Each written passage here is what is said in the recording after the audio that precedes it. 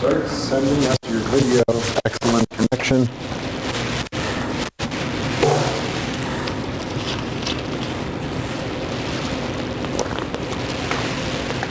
All right, we're live. Sorry about that, guys. We had a little bit of a technical difficulty, but we are live now. If you could just let us know how our voices sound. Hey, Seneca Nero, how you doing? If you could just let us know how the volume is, that would be fantastic, but I think we're good. Oh man, we really are showing our guts. All right.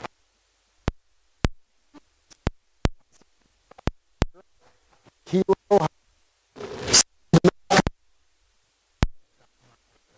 Can you hear us at all?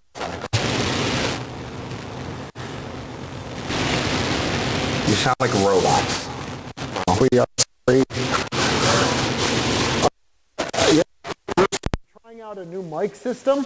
All right, so I don't know if you can see that, but we have... It says we're having sound issues. All right, hold on a second, guys. All right, everyone, hold on, please.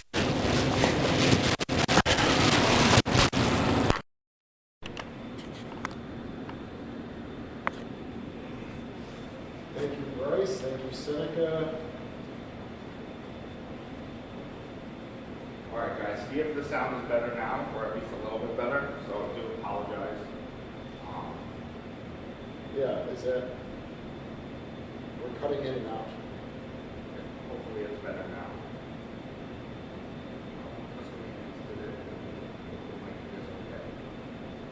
So if I'm doing what I'm doing here and I kind of hold it.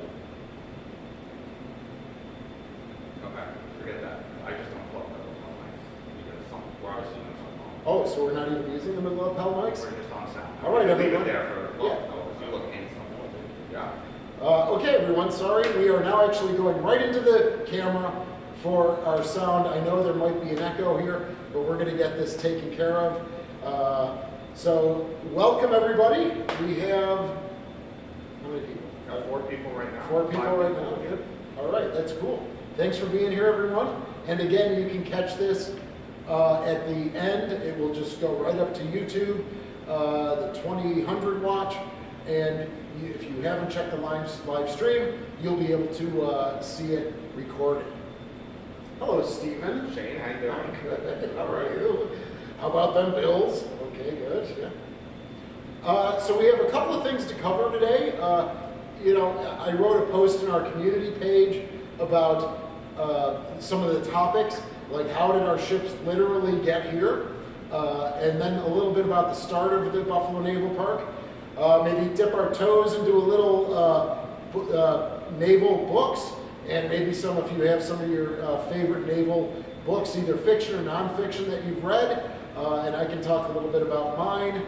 I know, because I never answered the what's your favorite ship from last week. I never actually answered that, and I'm not going to answer it again today. So, and then we have, that will lead to our speaker series, which is something we started last year, and we have a couple of updates which I'm really excited about. And then you want to do? Yeah, so we're going to talk also a little about Bethlehem Steel, which is part of the Buffalo Industrial Heritage. Yeah, so they had a lot to do with wartime. They did some shipbuilding, some which is on our ship, right, the Little Rock. Yeah, they did. They added steel to our ship, and then some other companies built some assemblies on board our other vessels. So we can talk a little bit about Buffalo's industrial heritage, which again is one of my favorite things.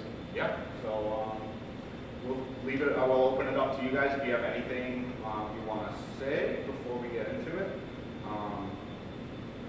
Yeah, well, I'm Lake Erie. So actually, that was one of the things I wanted to ask. So we have people watching from all over, which is fantastic. Really Absolutely. Awesome.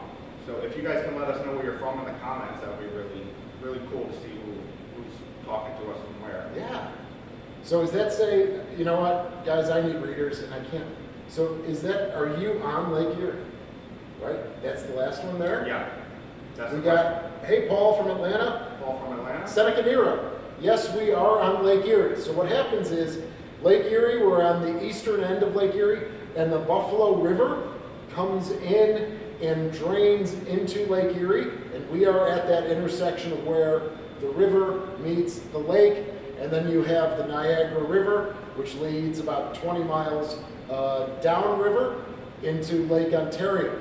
So all of the Great Lakes, unsalted and shark-free since 14,000 BC, have come down, and perfect timing. I know, right? They come down and drain into Lake Erie, and then they all get shot down the Niagara River, which is actually a strait, and then over the falls into Lake Ontario, and then out the St. Lawrence Seaway. Yeah. So we were talking about the Great Lakes right before we went live. That's why I actually said great timing. So Seneca Nero is in Germany. Are you from Germany originally, Seneca Nero?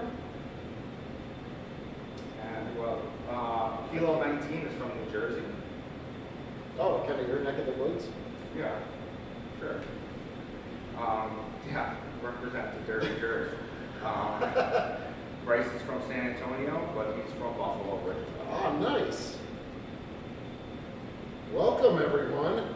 That's great to see you all. And we're going up to 10. I don't know. Again, my eyes, I can't see anything. Well, let me see. Okay. Let me see 40. Very good. Let me be your eyes. All right, let's see. Born and raised in Buffalo, family still live there. Paul Ellis. And he's from there. Yeah, all right.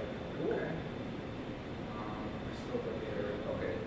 Okay, yeah, so Seneca Nero was born and lives in Germany. Raised in Germany, and he still lives there currently. Pretty Wow. awesome that we have somebody from Germany. Yeah, Thank you found us, but that's awesome. Nick is from Connecticut. Tim from Long Island, lived in Buffalo for a year. Great, all right. Yeah. Did you go to college here and didn't like it, or it's funny? Good. Noah says it's his favorite spot for wings. I hope so. I mean, everybody else is just imitating us. Yeah, totally.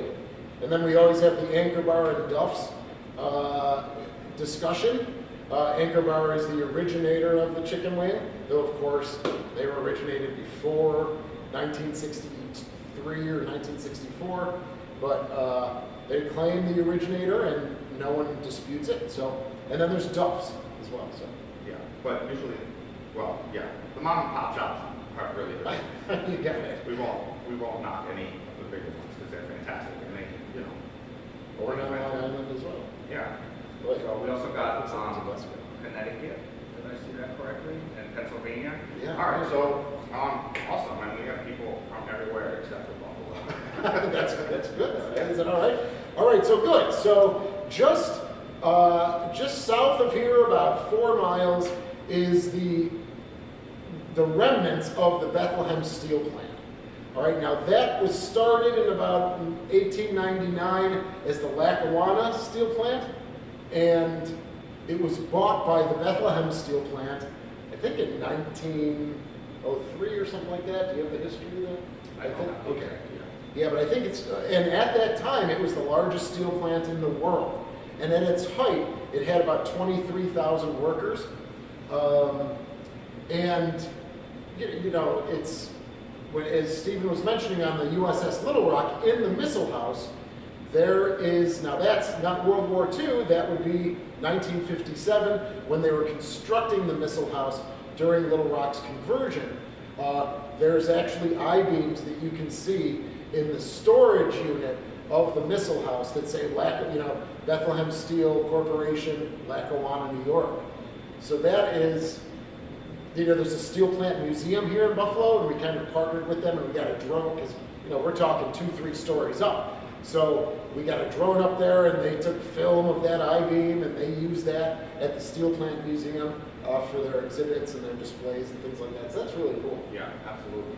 Noah Robinson said his great grandpa worked at that museum, so pretty awesome. Excellent. And he wants to know, well, we'll get back to that question a little bit, Noah. We just don't want to get off track, but he does want to know if there's below deck tours, so maybe you can talk about your curator tours. Yeah, okay.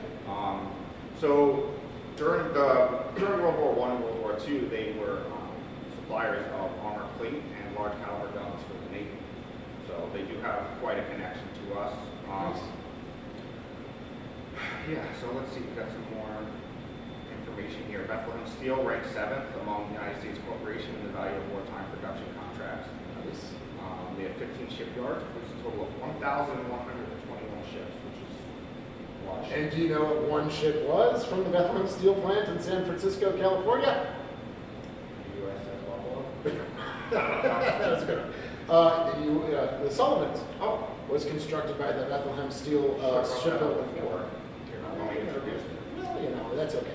So she was constructed in San Francisco, and you watch the videos of her history, and that's the launching. So you can see Alita Sullivan smash the bottle and be consoled by those two captains, which is heartbreaking to watch that original film.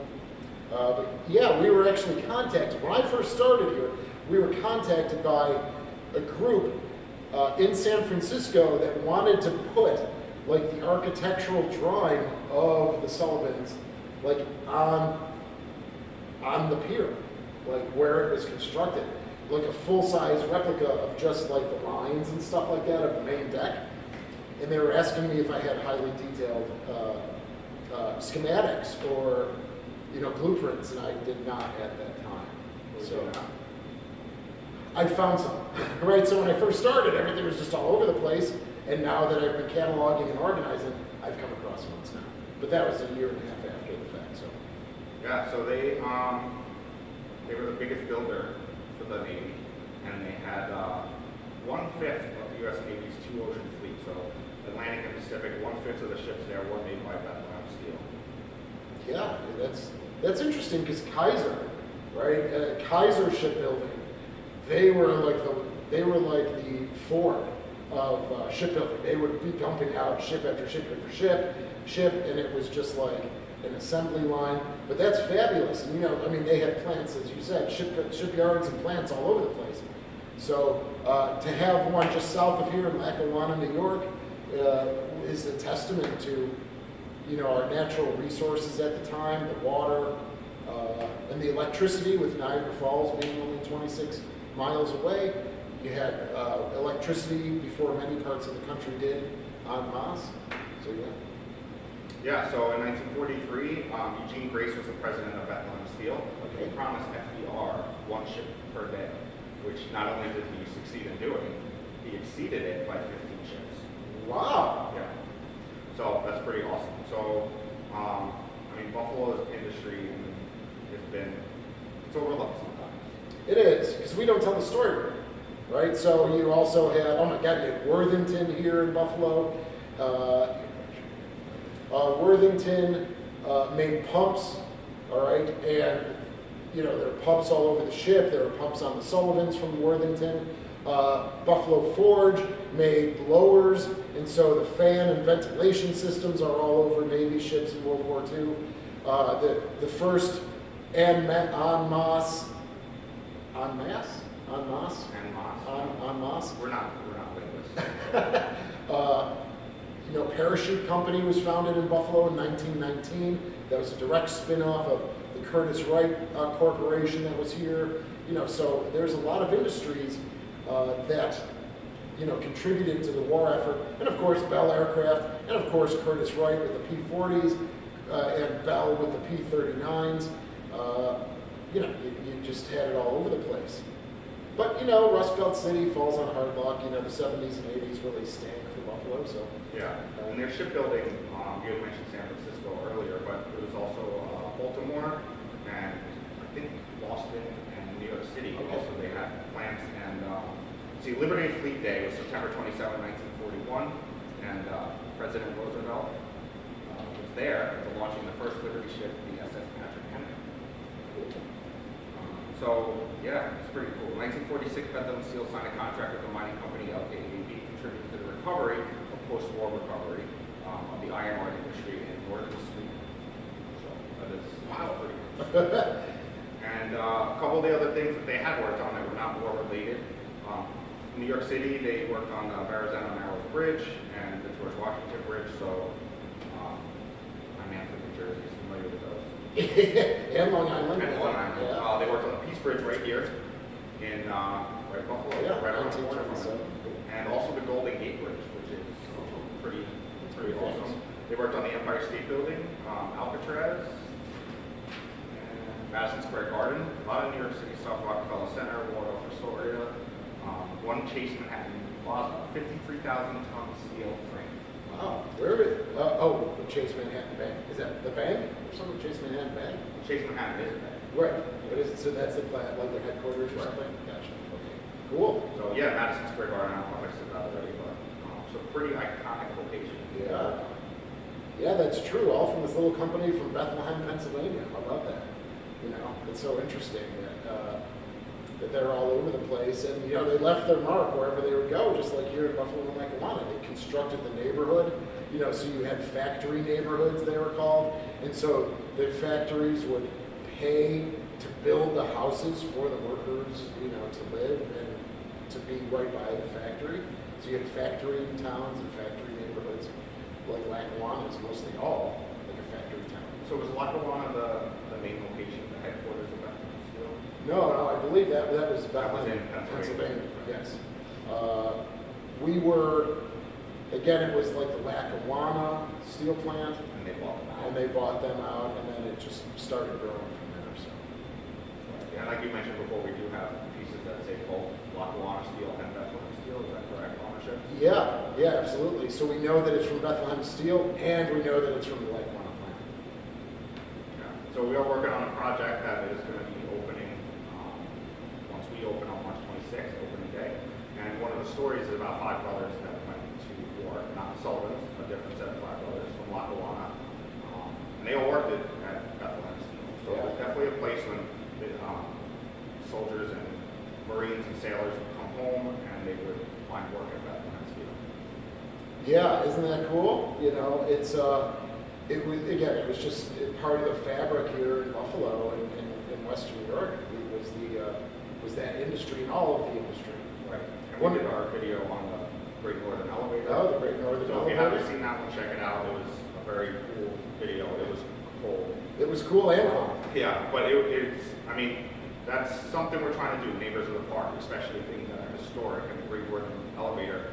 I mean, if you get a chance, you can look it up, Google it, or look on Wikipedia. There's a lot of cool stuff on it. So what else do we got going on here? Well, obviously we want to get to the Navy stuff too, but one last thing about Bethlehem Steel is they had so many workers that you didn't get a locker, you got a basket. And you would have a chain attached to your basket that you would lock, and you would zip it, and it would go all the way up to the ceiling. And so instead of having a locker, you know, that took up square footage on the ground, you had a basket. And that's where you put all your stuff, and you lifted it up right up to the ceiling, and then you dropped it down. It's one of the famous stories that, you know, anyone who works there likes to tell that story. So Seneca Nero says there was a similar company in Germany called, it says Krupp. So it's pretty cool. Oh. But it makes sense, right? So you have wartime efforts. Germany was Yeah. the superpower at the time, the head of the Axis, if you will. Yeah. And, you know, they would have needed something very similar to what we have. Yes, very true. You know, the thing about America was, you know, we had so much we have so much coastal area, right? Germany, you know, it's just like, and I'm not an expert in German geography, but, you know, their shipbuilding was reserved probably to what, I don't know, 400 or 500 miles of shoreline or something like that. Right.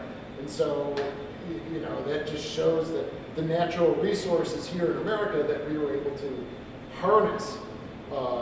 And really, again, if you go back to those wartime builders with that book that we had Dr. Heinrich in our speaker series last year, and that's on YouTube. You know, our wartime production of ships was like this, and everyone else was like down there. By millions of tons, like every year. It was It's just really no different now. I mean, the amount of money that we put into the war industry, I mean, we do lead the nations in that. We do. What else we got going on here? Again, I'm sorry, I can't read it. But the ships you're talking about mostly for World War II. Yes, yeah, because our ships, all of our vessels were constructed for World War II. So the Little Rock has the I-beams, but again, those are from 1957. But the Sullivan's has on Worthington pumps, and Farrell Birmingham, another company here in Buffalo, made the reduction gears, the double reduction gears that you can see in our engine room. And the manufacturing stamp says Farrell, Birmingham, Buffalo, New York. So it's, it's just one of those really cool things. So Seneca Nero says something that's pretty interesting, right? So there is, their coast was actually a lot smaller because a lot of their coast was unusable and it was not fit for shipbuilding. Oh. So that's something we can definitely look into. I mean, that's what we love about doing these because, we learn from you guys too. Absolutely. Anything, and always if we make mistakes or you're like, well, actually, definitely bring it to us because, we want to make sure we're telling the story right. Yeah, that's our job, and this is our passion. So, I always get a little nervous when we're making the YouTube videos, because I'm like, oh no, I didn't say that right, but the word just wouldn't come to me. Again, sometimes Steven's with me, sometimes he's not. So I'm holding the camera, thinking of the script, trying to get the right angle, and sometimes the word just goes away from me because I'm trying to focus on so many things.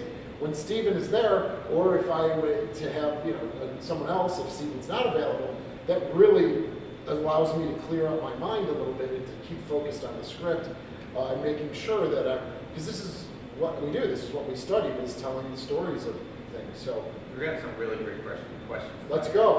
Let's roll. Paul wants to know where the Little Rock was built. Okay, the Little Rock was built, thank you, Paul. Little Rock was built at the Cramp Shipbuilding Company in Philadelphia, Pennsylvania. So there were 5 Cleveland-class cruisers constructed there, and the Cramp Shipbuilding Company was kind of known as kind of the, for lack of a better phrase, like the red-headed stepchild of the shipbuilding, because they came into shipbuilding so late. All right, now that's a little misnomer. They opened in 1830, I think it was around the 1830s, then they closed during the Great Depression. But ramping up for the war effort, they came back and the federal government opened the shipyard again, but they were already behind Federal and all these other New York shipbuilding. So, when you're talking thousands and thousands of people, the workers that worked at Cramp were kind of the people that weren't skilled enough to get a job at the other shipyards, or they were just out of school and they didn't have those skills yet. So, that industry had already been filled up, but they were constructed. It was, okay, Brendan, let's go. If Brendan was listening right here. Miami, Astoria, Galveston, Little Rock, and I'm sorry, there's 5, I can only get the 4. Astoria, Miami, Little Rock, Galveston, darn. Okay, good. So, that's cool. Did John's asking if the Lackawanna shipyard had anti-submarine nets. Now, there was no actual shipyard here, right? Correct. I mean, we had, okay, well, now in Tonawanda, not Lackawanna, which is south, but Tonawanda, which is north, they constructed LST. So it's the Bison Shipbuilding Company, and they constructed LSTs, landing ship tanks, and they built, I think, 356 landing ship tanks here in Tonawanda, New York. And that's like with the Great Lakes, right?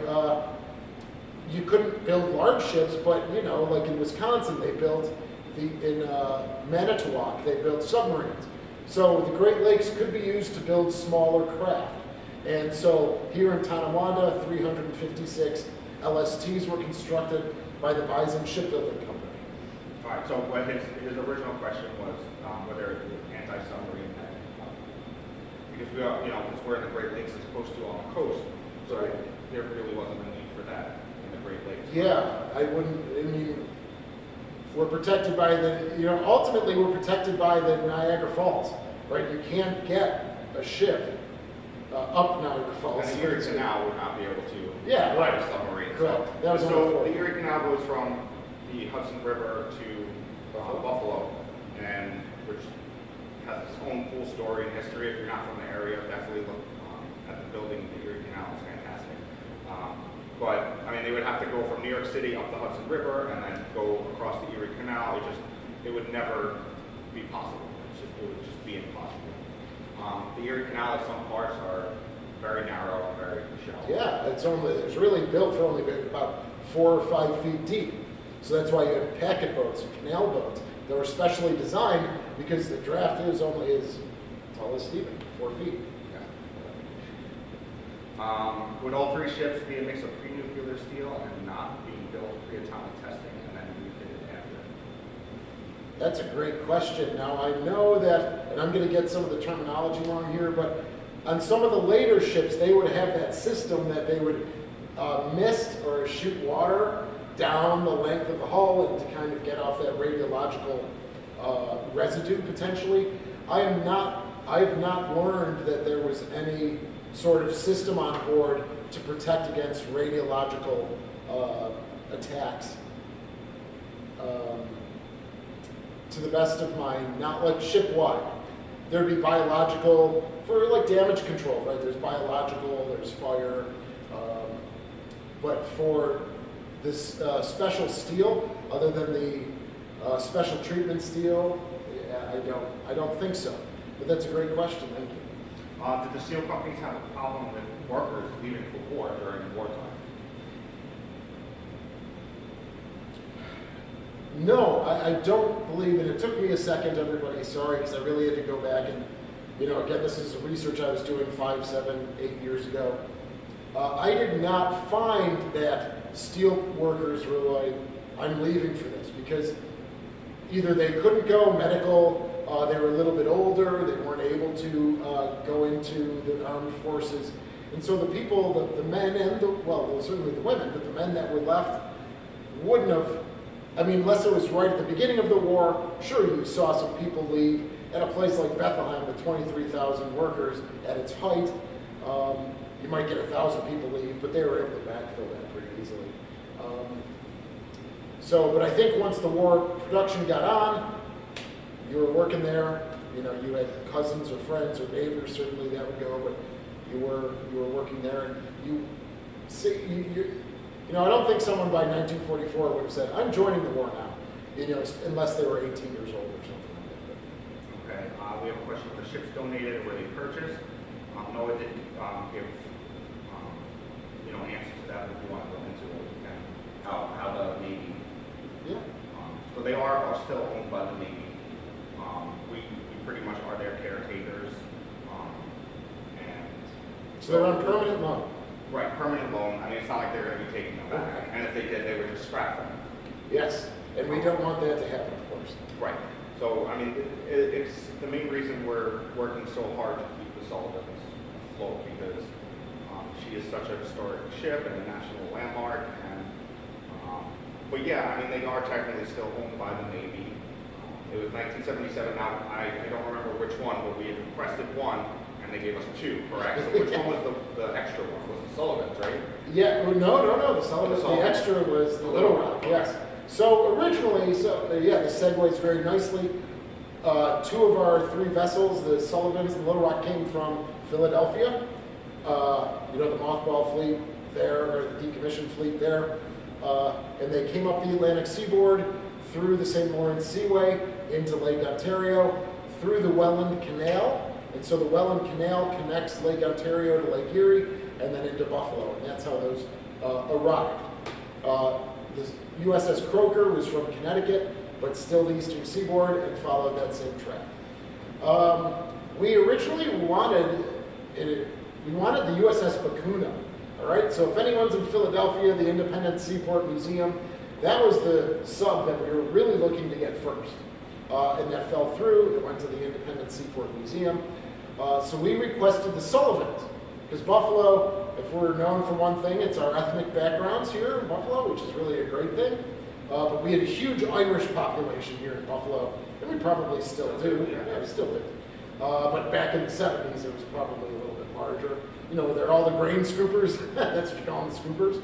Right? They're scooping grain out of the cargo and getting them into the grain elevators.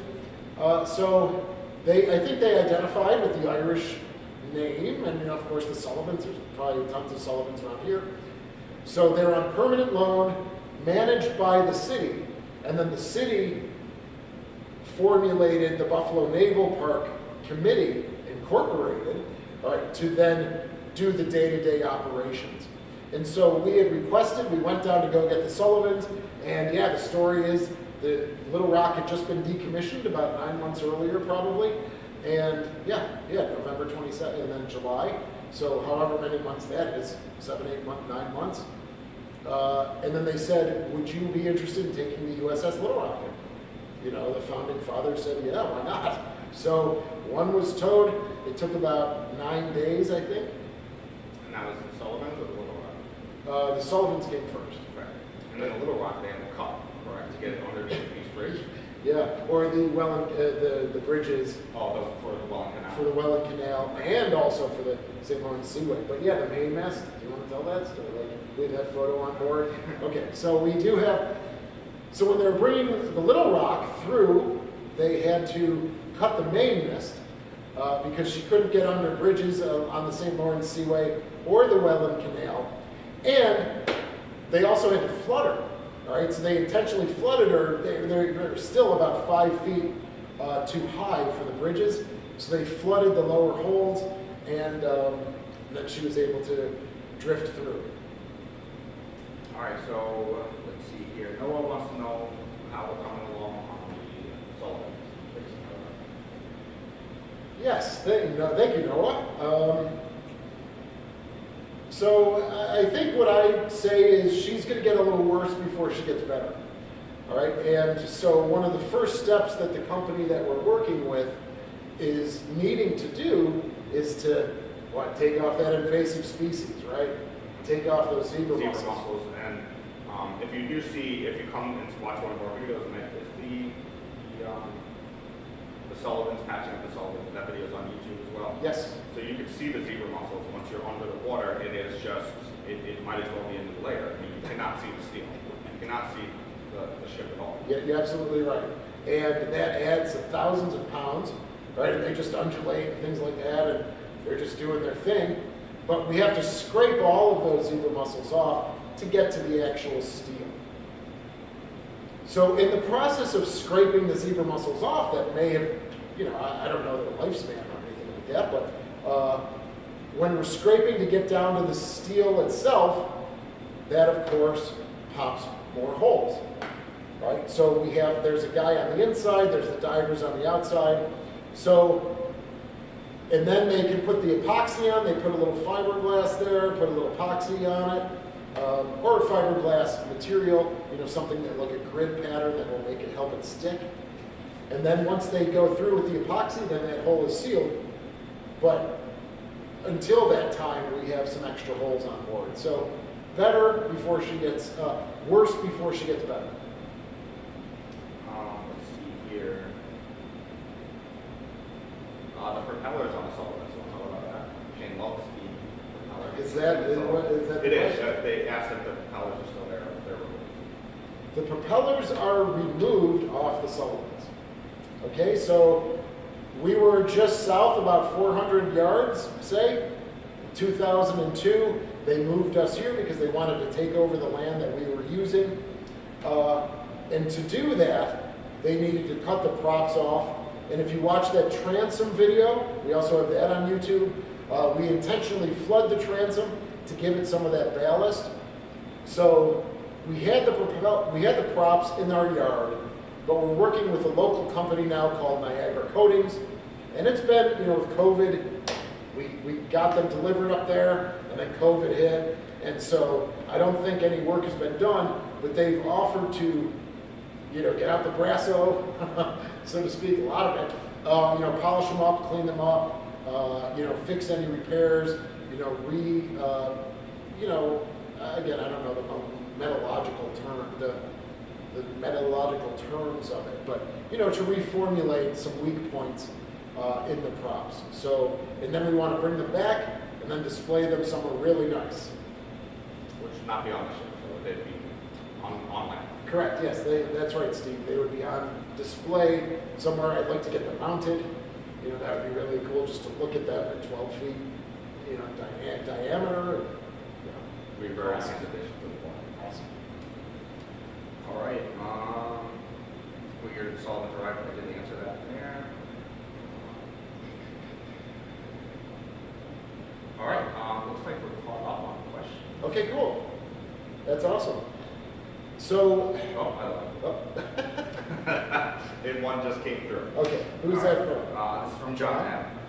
What are some other museum ships you have visited and that you really want to see? Oh boy. So I visited the North Carolina. I visited the Cod. I visited the USS Cobia in Wisconsin. I visited the Alabama. And I've seen the HMS Belfast in London.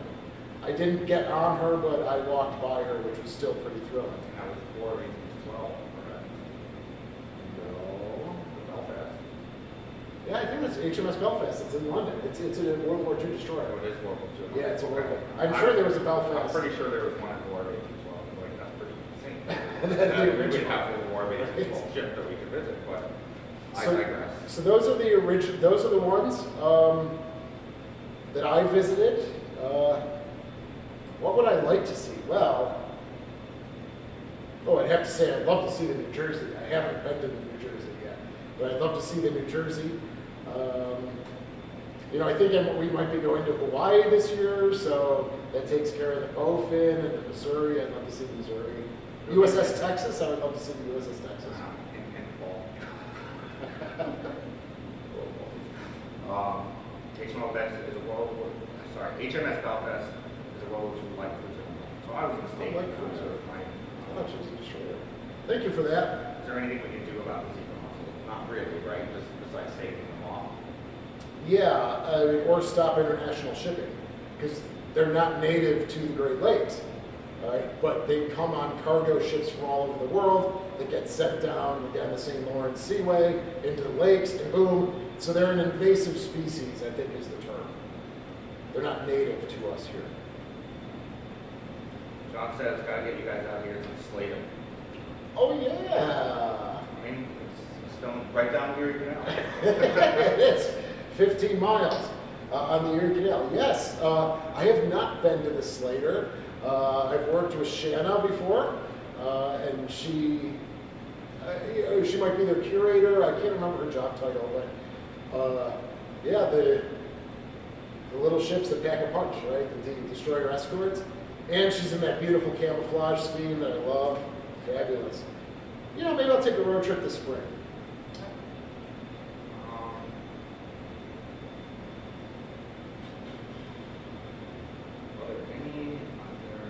Go to Pearl Harbor. Thanks, Hoist the Jet. Sorry, Husky Studios, I missed your thoughts on the Bethlehem update. Yeah. They're gonna give an update? No, he said he missed your thoughts. I'm just reading the question. I actually haven't talked about it yet, Husky, but you have talked about it, and that the lithophanes with the 3 ships. So if I'm missing some of the communication here, I apologize, but it was like you were going to look into maybe if you did that sort of work that you were going to put our 3 ships in lithophane, which I wasn't very familiar with at all, but it's a very cool display. So Bryce wants to know if the ships ever served together, and that's a no, correct? Ooh. Well, no, that's not true actually. Ooh. The Croker and the Sullivans will serve around the same time, correct? Yeah, but I think if you're meaning together, In the same fleet? yeah, the same task group or task force, that more than likely would be a no. In World War II, now the Croker and the Little Rock and the Sullivans did go to the Mediterranean as part of the 6th Fleet. What I don't know offhand is if they were together at the same year as part of the 6th Fleet.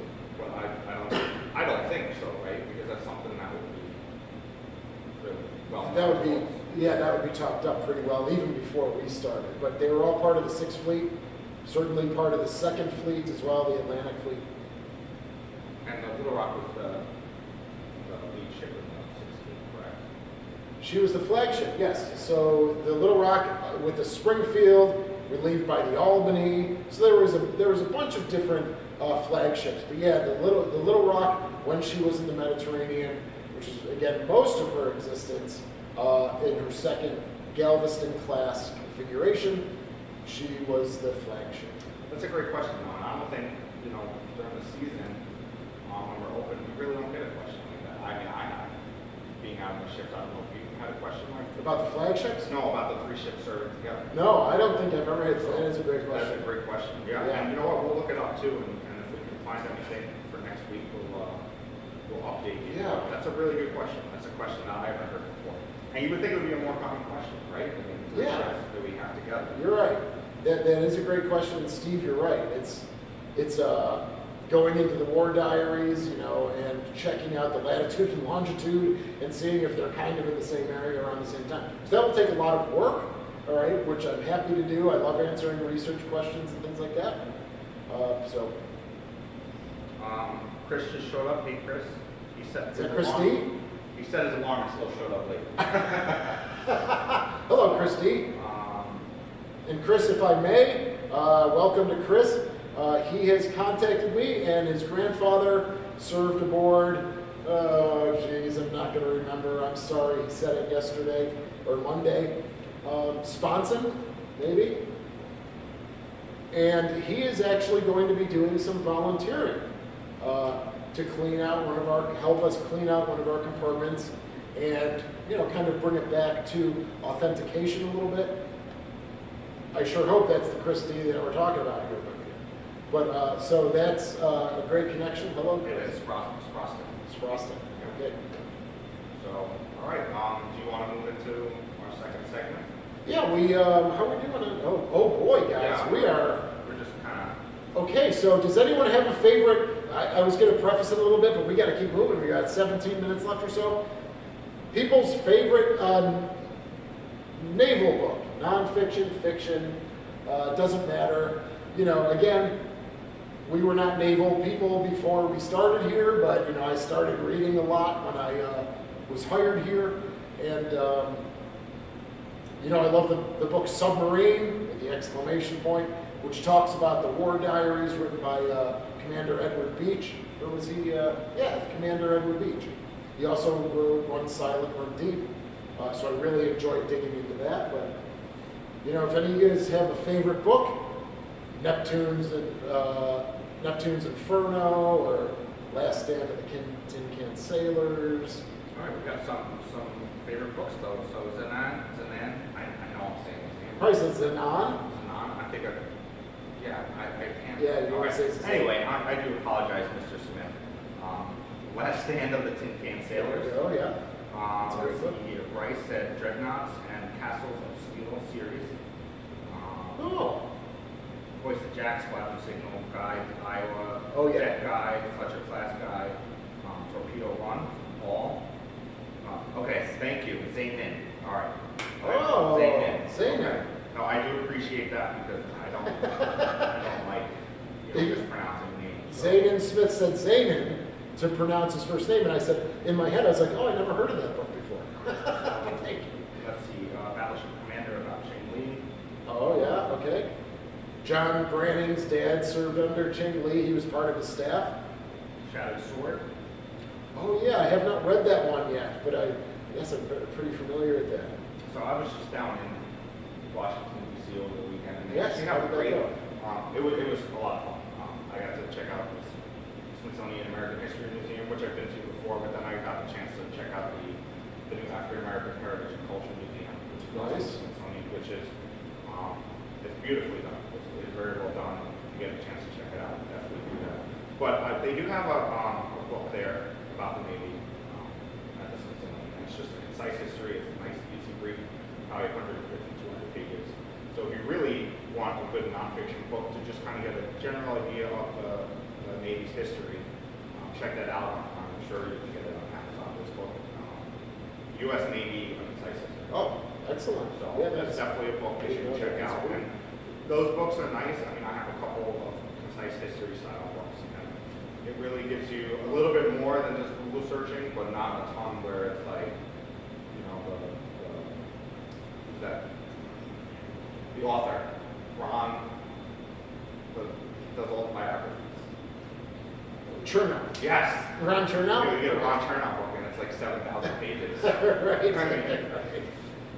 But no, it's good. So, concise history style books are really good. Yeah. And the Smithsonian has a great one on the Navy, so if you get a chance to check that out. And that gets to the Norman Friedman books, all right, if you're familiar with those. I know we have a set of the new editions for the battleship, submarines, destroyers, and cruisers, and those really go down the rabbit hole. So I use those as reference, and then what I try to do is I try to bring it down to less technical level, because those are almost like reading like technical manuals from our city. So, but they're great resources as well. So. Yeah. Same thing says for crew country. It's about the USS Samuel P. Robbins. Yes, that was a Taffy 3. That was the destroyer escort at Taffy 3. I think Shanna at the Slater was going to do. She has podcasts. All right, so that's what she does. And I think she did one on the Samuel B. Robbins. Let's go. Nice. All right. So why don't we lead that into our speaker series? Sure. So this year this is the second year we're doing a speaker series. Just with COVID and things like that, we did have 3 speakers last year. As of right now, we have 2 that are pretty much set. One is from Chick Nalon, right, who's a local guy here in Buffalo who wrote a book, The New Ministry of Truth, about his time in Afghanistan. So he's a younger guy, and he'll be here in June. And then I'm very excited, and I'm not going to give too much information, but for October, I don't know how we're going to do this yet. If people are going to be able to be here, we'll live stream it maybe, something like that, maybe Zoom it, or... Right, so last year were virtual speaker series. Thank you. We didn't have, unfortunately, we didn't do it here. That's something that we do want to change for this year if we can. Yes, like having it in person. Right. So we do have someone who is an underwater archaeologist, all right? And so they've worked with the research vessel Petrol and other research vessels, and we have a very exciting topic of a wreckage, I think, coming up. And I will say no more, but that will be, getting her here, that will be a wonderful speaker series. Right. And the Petrol found the USS Johnson, correct? Yes, They were one of 2. Yeah. Okay. But the Petrol was one of them. And again, that's another video we have. Go back and check that out. The Johnston video? Johnston video. It's a comparison video. So just go watch it. I won't waste time explaining it, but it's a fantastic video. I had a great time editing it. Yeah, Because learning about it as you're, so go check out the comparison video of the USS Johnson. Very cool. Some other things going on for the off season. We're always pretty busy even in the off season, so even though we're not open. Yeah, 45 days until we open, which is a blink of an eye for us because we are hard at work, and every single person here does an amazing job. Our maintenance crew is just on top of everything, having us open, in time like they did last year, and so a big hand to our maintenance crew because they are, they keep us afloat. It's terrible, but so definitely a big shout out to them. They are just, they keep us together, and a lot of work is going on this year. We're reopening the tour route on the Little Rock, so it'll be the complete tour route that we had pre-COVID, so that's very exciting, and they're hard at work doing that. And then just everybody also in the museum building, and Shane, who kind of does both, is a man of many talents. We all wear many hats, but... we're hard at work, just really going forward. 45 days is not a long time. And you got to think, weekends off. Yeah, that might be calendar days. That's calendar days, and right. Sometimes we have weekends off. But we're ready. We're heading in the right direction. It's going to be a fantastic 2022. Yeah. I can't wait. We have a new exhibit in the museum building that's going to be coming out. We'll talk about that in some later episodes. And and I'm expanding out the curator tour. So if you come and visit, that's right. We were supposed to get back to that. That's my fault. Okay. We did have a question earlier about the curator tour. So okay, I don't know. But yeah, the curator tour, I think we just tried it out last year for the first time. And so I think I did 6. All right, now those are $50 a ticket. And now I'm expanding it out to 12. And again, we all have other jobs, so it's like that's as much as I can do for this season. Up to, I think, 11 people it will be this year. We haven't really put, a hard cap. up to 11 people, 2.5 hours with me on board. The great thing about the Curator Series is you take the visitors to places where it's not on the tour guide. Correct. Right? So they're going to be seeing different areas that that you might see in our videos, but if you actually want to see them and go to them And smell them. and smell them, that's a great opportunity is to come out to the Curator Tour, and Shane gives you the inside scoop. That's true. And I'm always learning. You know, when I found that with the Curator Tour, some of these people have been studying the ships for many years, more than I have been on my own. And they'll tell me stuff. They'll say, oh, this is the NC2, anti-submarine warfare radar, or something. I didn't know that at the time because, again, I'm still learning. So We had repeat visitors too, is that correct? we did, yeah, that's right. We actually had 4 people that came to more than one Curator Tour, which was pretty cool. I like that a lot because then you get to know them. Like we're getting to know you. This is fabulous. I love this. Yeah. A couple more questions before we wrap up. How the ship's been handling the ice so far? Pretty well, right? We do have the bubblers going around Sullivan's. What the bubbler does is it creates bubbles.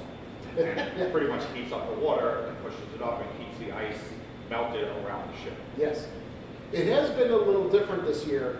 We'll get a couple days where it's 5 degrees, and then we come in and they're solid, right? They're not going anywhere. But then the day will be 35. The sun's 44. Today was 44. And the water area has expanded. The ice is definitely melted. And that goes into another question we have: is there still snow on the decks? And, I mean, there's still snow, but it's melting. We had Skinny yesterday, not me, but Skinny, if you've met him in our videos, David, he shoveled the whole forecastle of the Sullivans yesterday. Yeah. So he probably took off 4,000 pounds of snow or something like that. But, he's a young strapping kid, so he could do that. How long have you been working at the Naval Bar? Go ahead. I started in 2019 as an intern. Did that, yeah. We did that for a couple of years, and then I got a job on the maintenance crew, which was great because I got to learn a real lot about inside the ships, and especially the Little Rock. I mean, and experiencing it too. Sometimes I would just walk through the ship. This is what it is. Try to imagine what it was like, because I have no idea. And I'll never understand it. But like trying to picture, not myself, but trying to picture the people that did serve on the ship.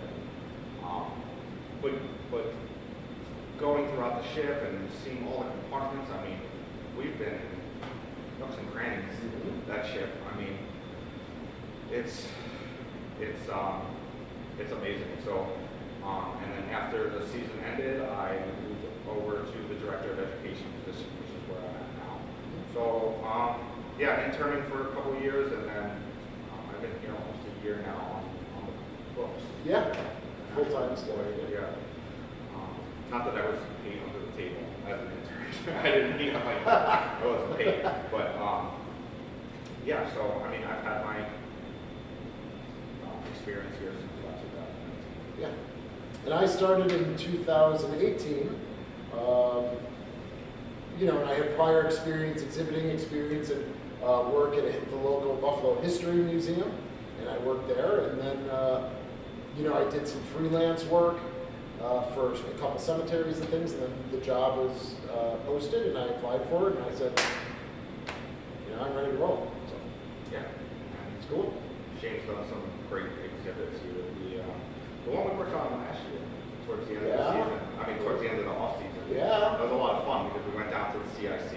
Yeah. We got some tables, which was really cool because we had to go to a room where there was no light. Right? We had like phones and flashlights, like kind of position, and Shane's there with a circular saw. yeah. Handheld saw. Zzz. You guys, yeah. We're obviously not too big. No, sorry. We can't know everything. But yeah, it was. It's a really. I mean, it's not huge, but it really shows some of the stuff that, like I was saying before, they experience ship life. And we had mentioned this last week, the graffiti and stuff on the lockers. Yeah. Kind of getting a feel for that. So this was a table, the top of a table that was from the last day, correct? Yeah, November 22nd, 1976. The last day she was in service. Yeah. And there is some cool graffiti on it. I won't tell you, you'll have to come see it. No, but there is. So you got to feel like these are the guys that are there, the last people that are ever going to serve time on that ship. Yeah. So that was really cool for me. It's touching the hand that touches the hand. That's what we call it. You know, and you get that primary source material, you get that document, you get a photograph that's never been seen before, and you're touching the hand that touches the hand that touched the hand that actually did it. Right? It's even like newspapers. I was speaking to Paul, our CEO, the other day. We were looking at an old newspaper, and it's just seeing the stories and seeing what life was like in 1943, 1945, or you know, looking at the classifieds and the advertising, and it's like you think there's a lot of advertising now. There was so much advertising back then too, and like it tells a story. And so when you get an authentic paper in your hand, that's not a reproduction. It's like, how many hands does this touch? How many, like, who read this paper? It's just like silly things like that. But I mean, being historians and being, you know, doing what we do, it gives you this feel of just experiencing something that other people experience. And the ships themselves are like those, don't take offense everybody, but they're like those newspapers. They are the real deal, they are the authentic article.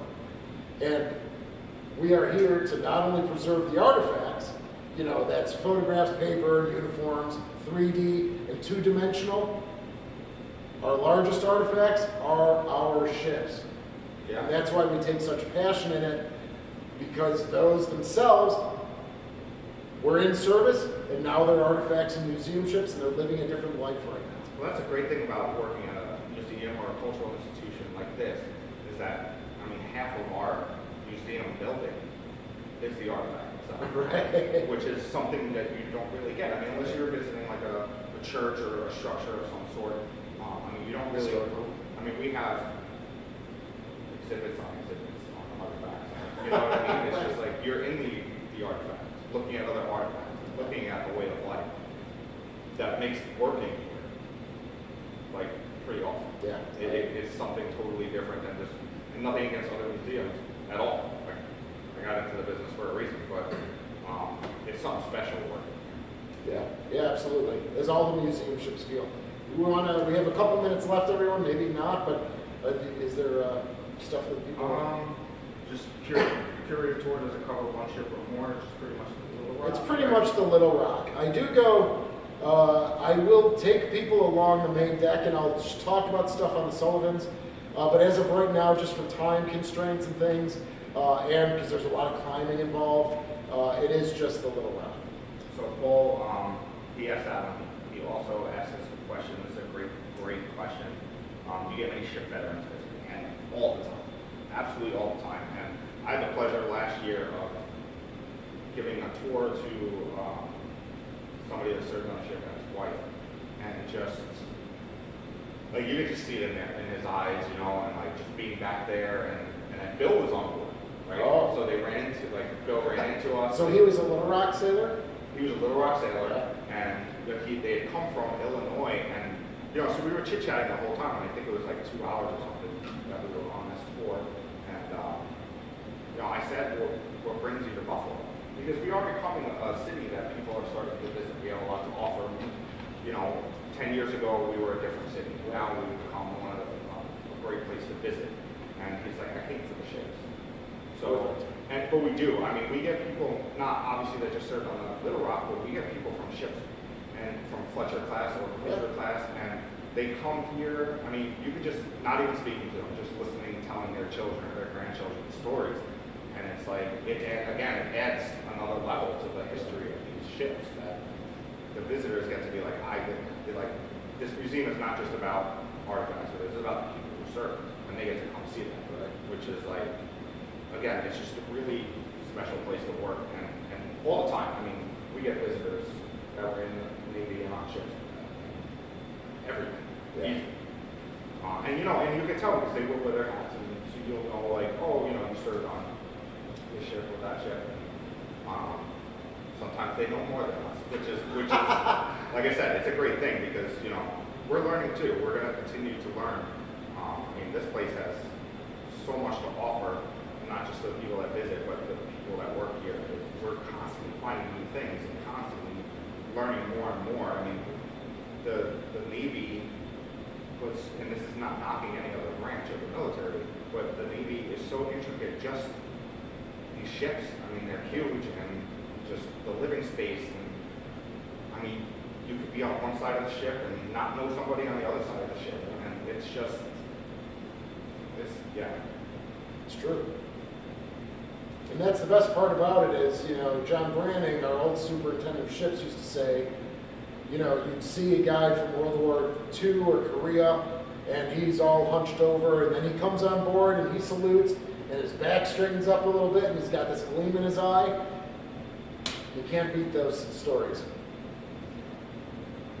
All right, guys, I do appreciate it. We have gone over a little bit, and we would stay on as long as we could, but, you know, I gotta get home and Feel better. tuck my kids into bed.